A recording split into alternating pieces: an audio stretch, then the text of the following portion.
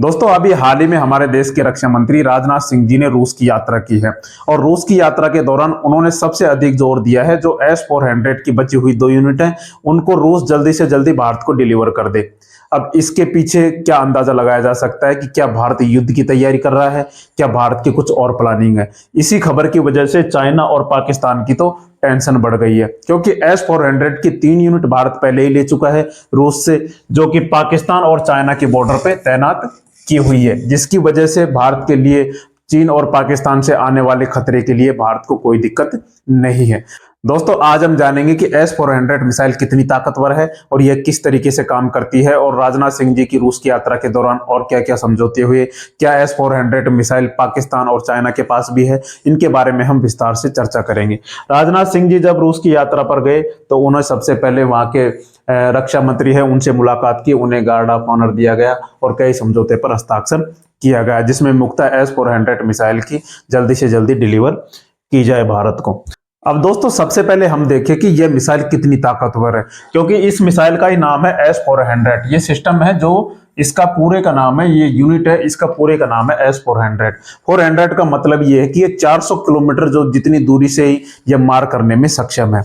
400 kilometre की दूरी पर यह मार करने में सक्षम है। जैसे हम देखें कि पाकिस्तान से अगर कोई भी मिसाइल उड़ के आए, कोई भी विमान उड़ के आए या कोई भी ड्रोन उड़ कर आए तो वह उसको पहचान कर 400 किलोमीटर दूर ही उसको नष्ट करने की क्षमता रखता है।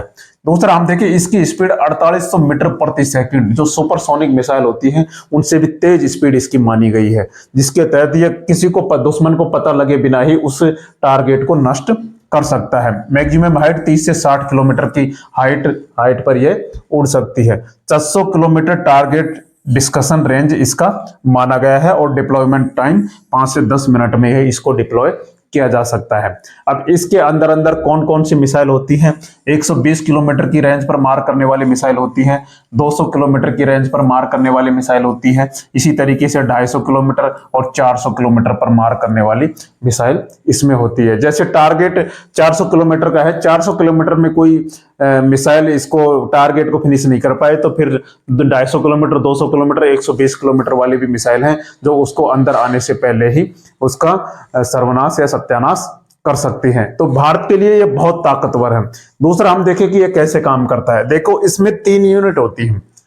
3 यूनिट में कैसे होती है? जैसे कोई भी दुश्मन का विमान उड़कर आए भारत में, जैसे कोई भी अटैक हो, कोई भी हमला करे, तो भारत के तो 2 ही मुख्य रूप से दुश्मन है, एक तो पाकिस्तान और दूसरा चाइना। तो भारत ने क्या कर रखा है, एक 3 जो यूनिट लगा रखी हैं वो पाकिस्तान और चाइना के बॉर्डर पे ही लगा रखी हैं। जैसे कोई भी, जैसे पाकिस्तान से चाइना से कोई भी हमला होता है तो यह क्या करेगा, सबसे पहले सर्विलांस रडार है। सर्विलांस रडार क्या है? ये पहली यूनिट है। तो ये क्या करेगी, सबसे पहले ऑब्जेक्ट को ढूंढेगी कि उधर से कोई विमान आ रहा है या कुछ भी आ रहा है जो हमला करने के लिए आ रहा है, तो उसको ढूंढ के ये क्या करेगी, कमांड और कंट्रोल व्हीकल को निर्देश दे देगी। अब ये दूसरी यूनिट क्या करेगी कि निर्देश मिलते ही, ये काम बहुत क्विक तरीके से होता है। जैसे निर्देश मिलते ही ये क्या करेगी, मिसाइल चलाने की अनुमति इसको दे देगी, गाइडेंस रडार को। और तीसरे नंबर पर जब इसको अनुमति मिलेगी तो तीसरे नंबर पर क्या करेगा, ये इस पर मिसाइल मार देगा और टारगेट को यहां से नष्ट कर देगा। इस तरीके से 3 यूनिटों में यह बटी हुई होती है जो अलग अलग होती है और इसके काम भी अलग अलग होते हैं जो काफी ताकतवर माने गए हैं। इस तरीके से यह S-400 मिसाइल काम करती है। अब दोस्तों सवाल ये उठता है कि S-400 मिसाइल क्या चाइना के पास है? चाइना के पास S-400 मिसाइल नहीं है, क्योंकि चाइना ने भी रूस से S-400 मिसाइल खरीदने की अनुमति मांगी थी, लेकिन चाइना क्या है, MTCR का सदस्य नहीं है। MTCR एक मिसाइलों से संबंधित एक संगठन है, उसका ये सदस्य नहीं होने के कारण कभी MTCR पे हम विस्तार से चर्चा करेंगे, लेकिन भारत उसका सदस्य है और भारत क्या है, उसको खरीद सकता है। तो चाइना ने क्या किया, रूस के साथ तो एग्रीमेंट कर लिया, लेकिन रूस ने उनको संभला दी S-300, जिसकी वजह से S-300 तक तो चाइना के पास है और भारत के पास S-400 मिसाइल जो सिस्टम है वो मिल गया है। पाकिस्तान के पास तो आप उम्मीद ही नहीं लगा सकते। तो इस तरीके से भारत इस सिस्टम में काफी ताकतवर है। अब हम देखें कि जैसे कोई भी चाइना से, बीजिंग से हम देखें कि चाइना से कोई भी भारत पर हमला होता है सीधा, तो S-400 मिसाइल यहां तैनात है, इधर यहां तैनात है। पाकिस्तान तो कितनी दूरी पर है, पाकिस्तान से अगर कोई हमला होता है, अफगानिस्तान तक से कोई हमला होता है, उधर चाइना कहीं से भी हमला करता है तो S-400 मिसाइल सिस्टम है वो इनको हवा में ही दूर से ही मार गिरा सकता है। तो भारत को कोई भी दिक्कत नहीं है, अब भारत इतना ताकतवर होते जा रहा है क्योंकि पाकिस्तान और चाइना की रेंज में तो S-400 मिसाइल, S-300 मिसाइल आ जाती है, तो S-400 मिसाइल तो और भी ताकतवर मानी जाती है। तो इस तरीके से इनके लिए तो काफी टेंशन पैदा हो गई है कि अब करें तो क्या करें। अब दोस्तों ये तो हो गई हमारी S-400 की बात। अब दोस्तों और हम देखें कि राजनाथ सिंह जी की रूस की यात्रा के दौरान और क्या क्या हुआ था। भारत और रूस के बीच एक और समझौता हुआ था जंगी जहाजों को लेकर, जो पानी के लड़ाकू जहाज होते हैं जंगी जहाज, उनको लेकर एक समझौता और हुआ था 2016 में।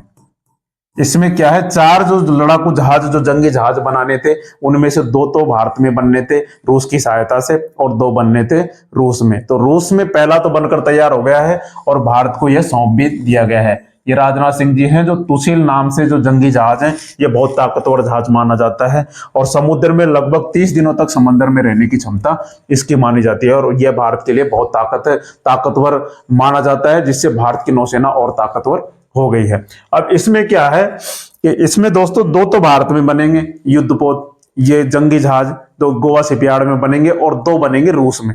तो रूस का पहला तो मिल गया है, दूसरा भी बहुत जल्दी मिल जाएगा और गोवा में भी इसके काम चल रहे हैं। 2 भारत में बन रहे हैं जो रूस की सहायता से बन रहे हैं, जिससे भारत की ताकत में और काफी इजाफा होने वाला है। इस तरीके से दोस्तों भारत और रूस के बीच में जो मैत्रीपूर्ण संबंध है उसमें बहुत महत्वपूर्ण काम इसमें किए गए हैं। अब सबसे जरूरी हम देखें कि इसमें राजनाथ सिंह जी ने बहुत महत्वपूर्ण वाक्य भारत और रूस की दोस्ती के बारे में कहा।